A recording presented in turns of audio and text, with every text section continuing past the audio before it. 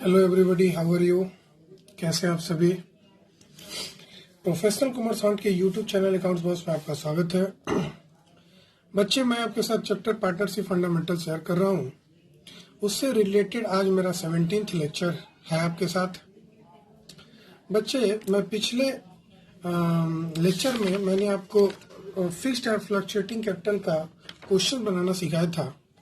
आज के लेक्चर में मैं आपको कॉन्सेप्ट बताऊंगा रेम्युनरेशन, दैट इज सैलरी और कमीशन टू पार्टनर।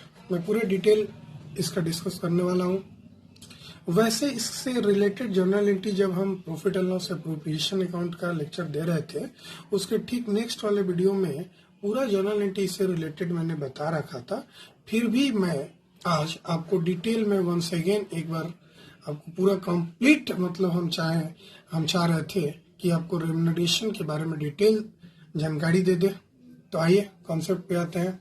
सबसे पहली बात कि रेम्युनरेशन, चाहे सैलरी हो या कमीशन, किसी पार्टनर को तब मिलता है जब कोई पार्टनर बिजनेस को देख रेख करता है। बहुत सारे पार्टनर बिजनेस में पैसे लगा देते हैं लेकिन उसकी देख रेख नहीं करते।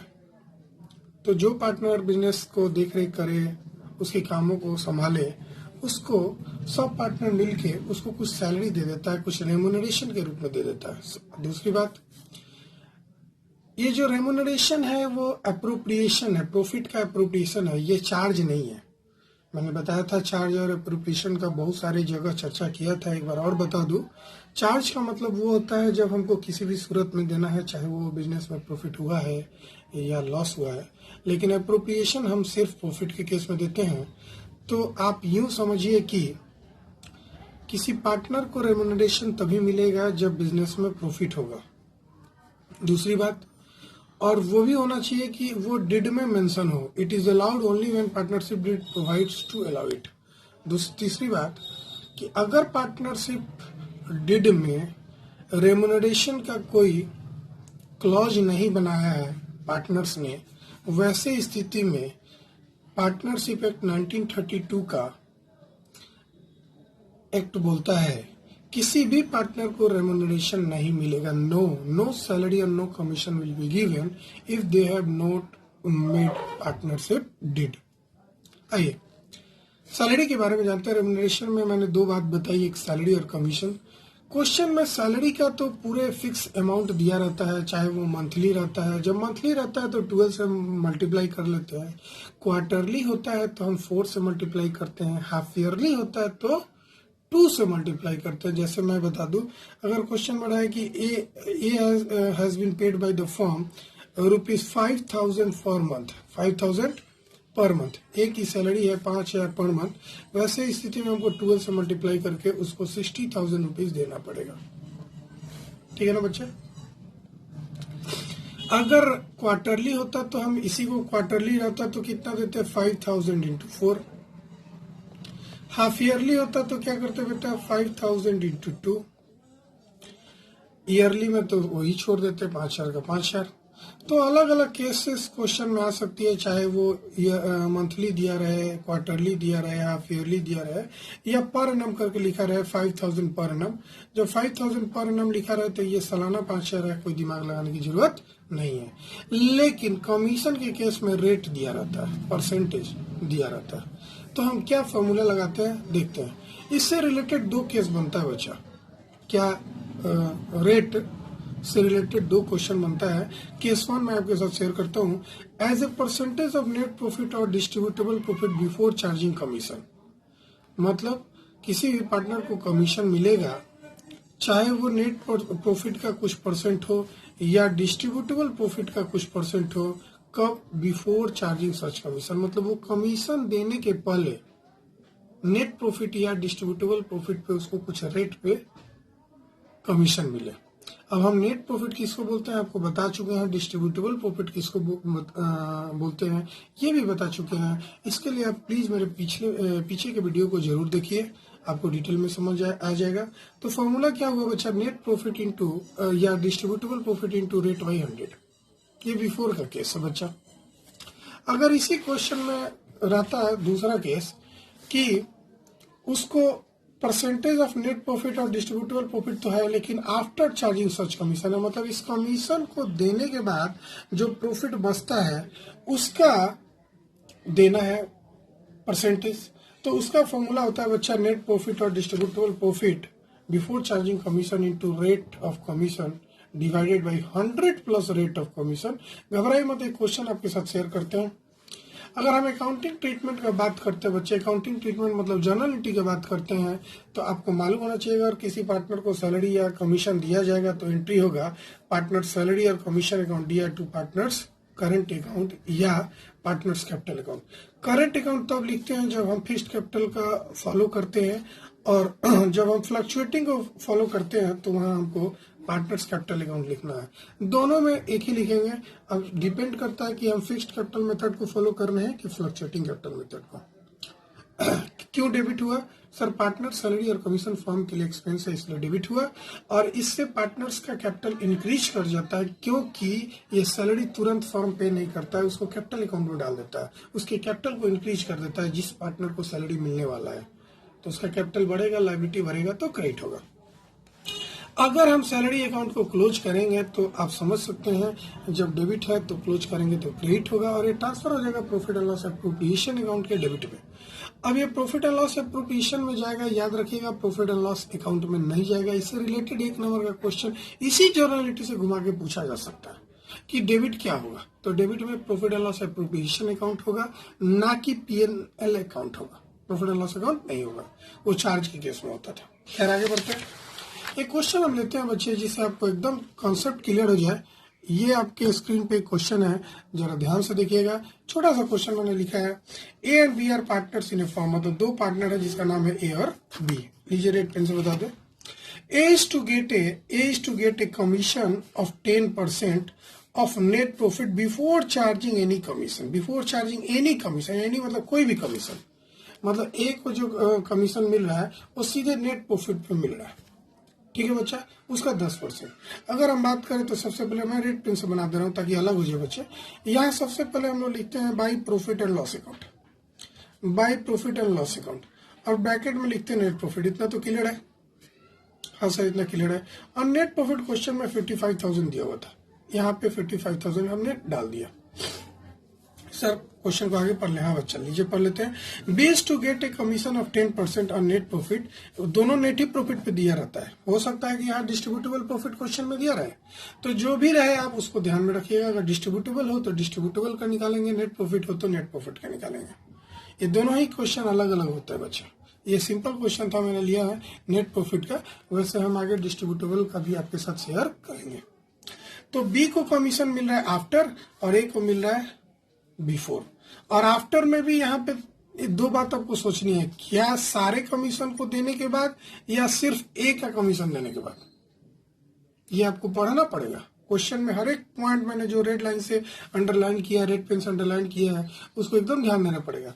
कभी कभी क्वेश्चन में क्या रहता है बच्चा, यहाँ ऑल के बदले सिर्फ लिख देता है B is to get a commission of 10% on net profit after charging such commission, after charging such commission, तो वो सिंपल क्वेश्चन हो जाता। अब ये ऑल कमीशन है, मतलब ए और बी दोनों का कमीशन देने के बाद जो पैसा बचेगा उसका 10% कमीशन बी को मिलेगा। क्लियर है क्वेश्चन? तो सबसे पहले तो यहाँ नेट प्रॉफिट डाल दिया है 55,000, जो आगे के क्वेश्चन में दिया हुआ था 55,000 नेट प्रॉफिट है फॉर द ईयर एंडेड। अब हमको सबसे पहले ए सैलरी लिखना है बच्चे, टू ए सैलरी नहीं commission, S commission account, S commission account. ये बड़ा सिंपल था बच्चा, सिर्फ नेट प्रॉफिट का 10% बोलना है, तो नेट प्रॉफिट इंटू 10/100, जो अगर कटाएंगे तो आप 5500 रुपया आ जाएगा, 5500। कोई दिक्कत नहीं? हाँ सर कोई दिक्कत नहीं, एकदम समझ गए ना। ये ऐसा इसलिए क्योंकि बिफोर चार्जिंग था। अब बिफोर चार्जिंग का फॉर्मूला होता है रेट बाई 100। ठीक है बच्चा। दूसरा, टू बीस कमीशन, अब बी को भी कमीशन दिया जा रहा है, वो P&L एप्रोप्रिएशन अकाउंट के डेबिट में जाएगा, ये तो क्लियर है ना। अब इसमें कर आफ्टर चार्जिंग ऑल कमीशन, तो ये 55,000 इंटू 10/100/10, 110 मतलब 100 प्लस रेट मतलब 110। अब इसको अगर कटाएंगे तो जरा हम कैलकुलेटर का यूज कर लें, तो 55,000 इंटू 10/110, ये हो जाएगा बच्चे करीब करीब, मैं फिर से कर लूँ, दोनों का कमीशन घटाना था, ऑल था बच्चा, हम थोड़ा सा गलत कर रहे हैं। 55,000 में से पहले इसका कमीशन घटा देंगे -5500, और जो आएगा उसका ये 49,500 होगा। यहाँ पे हमने गलत लिख दिया है 49,500। ऐसा क्यों होगा बच्चे, जरा हम फिर से पहले ऑल लिखा हुआ था, तो इसका कमीशन घटाएंगे ना नेट प्रॉफिट में से, तो 55,000 में अगर 5500 घटाएंगे तो 49,500 आएगा, और उसका 10/110 कर देंगे तो जो आएगा वो करीब करीब 4500 आएगा। बच्चे देख लीजिए स्क्रीन पे, मैंने कैलकुलेट किया है, तो यहाँ पे लिख देंगे। उसके बाद तो आप जानते ही हैं, to profit transfer to partners capital account, फिर से लिख दें। पार्टनर्स कैपिटल इसलिए लिख रहे हैं क्योंकि क्वेश्चन में यहाँ जिक्र नहीं है कि फ्लक्चुएटिंग है कि फिक्स्ड है, तो हम मानेंगे फ्लक्चुएटिंग है, ए और बी। दूसरी बात, अब जो घटाना होगा बच्चे, तो हम घटा देते हैं 55,000 में से अगर दोनों को, तो करीब करीब 45,000 आएगा बच्चे, और 45,000 को यहाँ पे लिख देंगे। और याद रखिए इस क्वेश्चन में कहीं रेट नहीं दिया होता, किस रेशियो में बांटना है, तो इक्वली बांटेंगे। इक्वली के लिए हम 2 से डिवाइड कर लेंगे, जो कि 22,500 यानी 22,500 और 22,500 आया। मैंने क्या किया, 45,000 इंटू 1/2, फिर 45,000 इंटू, ये रफ है बच्चा 1/2। ये वर्किंग नोट है बच्चा, किसके लिए वर्किंग नोट है बच्चा, इसके लिए, ठीक है। ऐसा क्यों किए, हम क्वेश्चन में नहीं दिया होता रेशियो क्या है, तो हमने एज्यूम किया 1:1 in absence of partnership deed. अब जरा दोनों तरफ जोड़ के लिख देते हैं 55,000। सर हम ये नहीं समझे, पूरा कंसेप्ट बताइए, आप एक बार बोल सकते थे, और नहीं तो आप रट लीजिए जो हमने फार्मूला बताया, जो शॉर्टकट ट्रिक होता है। नहीं है तो आइए हम आपको एक और ट्रिक बताते हैं। चलिए ब्लू पेन से बताते हैं। Let commission payable to be ₹X। मान लेते हैं बी को जो कमीशन हम देने वाले हैं ये वाला, इसको एज्यूम कर लिए X, एज्यूम कर लिए X। क्या किए, एज्यूम किए हम, लिखिएगा नहीं बच्चे, डोंट राइट दिस, ठीक है। हमने एज्यूम किया कि बी को जो कमीशन मिलने वाला है X है, तो अकॉर्डिंग टू क्वेश्चन क्या बोलता है बच्चा, ये रहा अकॉर्डिंग टू क्वेश्चन। 55,000 में से क्या बोला, B is to get a commission of 10% on net profit after charging all commission. All commission मतलब ए और बी दोनों का कमीशन। तो ए का कितना कमीशन है वो तो सर मालूम है 5500 है। अब बी का हमने अभी अभी माना था X, उसको भी घटा दिए, और जो बचेगा उसका हम 10% निकालेंगे, 10% निकालेंगे, तो वो बी का कमीशन आएगा जो कि X आएगा। ये प्रोसेस समझे कैसे निकाले, ये कॉन्सेप्चुअल बात है, ये एकदम कॉन्सेप्ट है, इसी के आधार पे ये फॉर्मूला बना है शॉर्टकट। लेकिन हम शॉर्टकट से पहले हम बच्चे को चाहते हैं कि वो डिटेल समझ ले। ये बच्चा समझ गए, अकॉर्डिंग टू क्वेश्चन बोल रहा है कि बी को कमीशन देना है नेट प्रॉफिट में से, ए का कमीशन घटाइए और बी का कमीशन घटाइए, मतलब ये दोनों मिलके ऑल कमीशन हो गया, ये दोनों मिलके क्या हो गया, ऑल कमीशन। और ये जो घटाने के बाद आएगा उसका जो 10% निकालेंगे वो बी का कमीशन होगा, 20 कमीशन होगा। बस समझ रहे ना मैंने क्या किया, नेट प्रॉफिट में से ए का कमीशन घटाइए, फिर बी का कमीशन घटाइए, मतलब ऑल कमीशन घटाइए, फिर उसका 10% आप निकालिए तो वो बी का कमीशन होगा, जो ऊपर के इक्वेशन में नजर आ रहा है। अब जरा इक्वेशन को सोल्व करते बच्चे, ये और का साइन बोला जाता है बच्चे मैथ में।